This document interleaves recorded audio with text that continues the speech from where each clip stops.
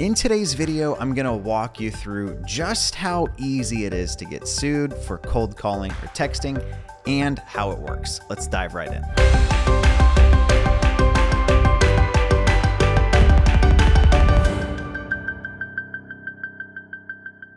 Now, I would be lying if I said we'd never cold called or we'd never done text message marketing. To be totally blunt, I've done both. We started out with them, followed the advice from folks that were doing it, and felt like, wait a minute, this is a little bit sketchy, right? If I'm cold calling, why am I not saying what company I'm with if it's totally legit? If I'm texting, right? Why am I using a fake name or a phone number that doesn't link back to my business? Well, it's probably because it's not all on the up and up. Given that in our community, we actively speak out against what happens when you're cold calling and what happens when you're texting, and our members are still doing it and getting tagged, I can only imagine how much this is popping up in groups that teach cold calling and teach texting. Oddly, they've been pretty quiet about it, I think because it would maybe impact course sales, but I'm going to walk you through how you get caught and what the potential fines for this are. The fines for this are $1,500 per willful violation or $500 if it's accidental.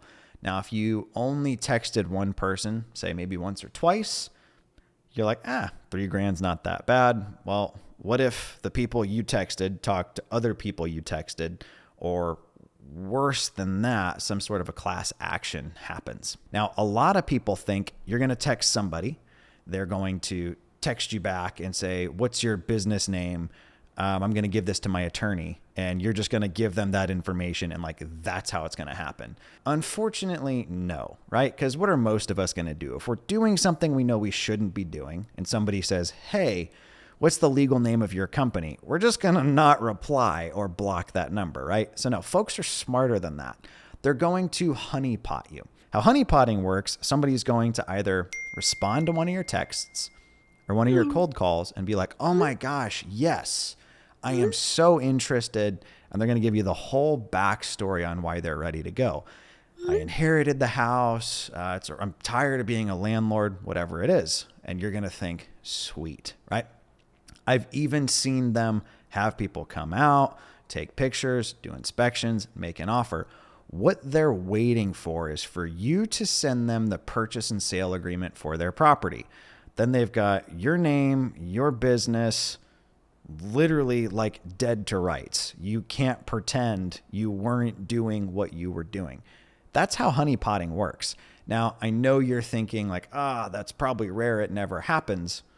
I run a relatively small community. We've got about 240 folks in there, and I've had about half a dozen come back and say, hey, we got tagged in something. I'm going to show you how easy it is for a homeowner to ChatGPT you a demand letter. So I'm going to say, act as if you're a world-class paralegal.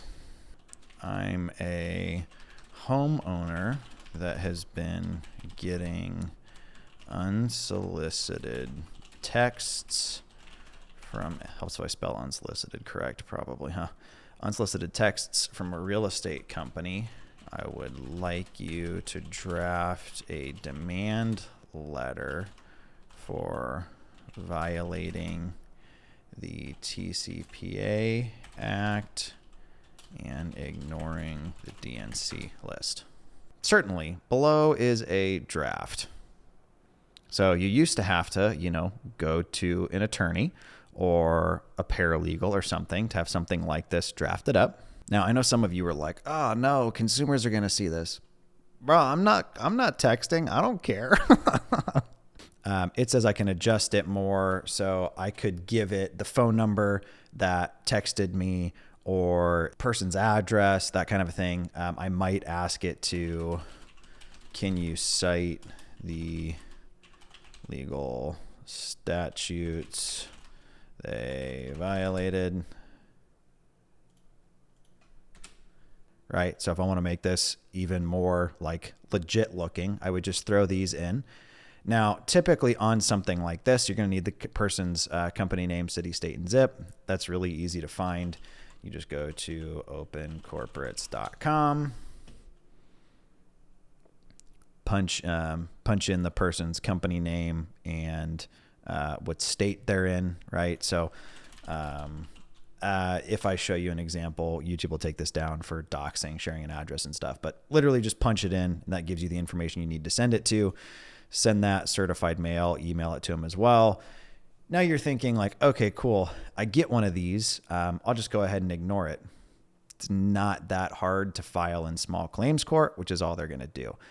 In most markets, small claims court lets them go after you for up to $8,000.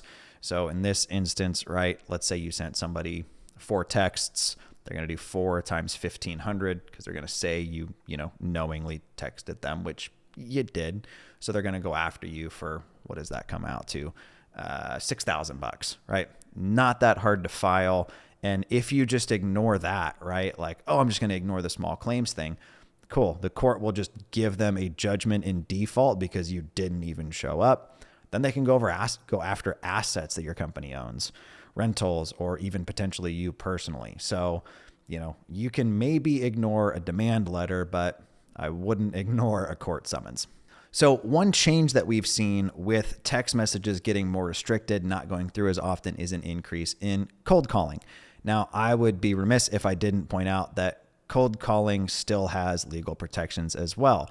Most states charge up to $500 per violation, and the FTC charges a $10,000 fine per violation.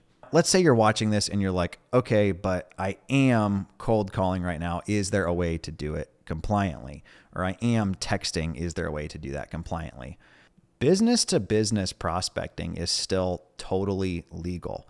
So you could, in theory, look at what companies own properties in your market and reach out to those businesses. So it's a little bit different than the typical, like, take an absentee list, skip trace it, and hit those.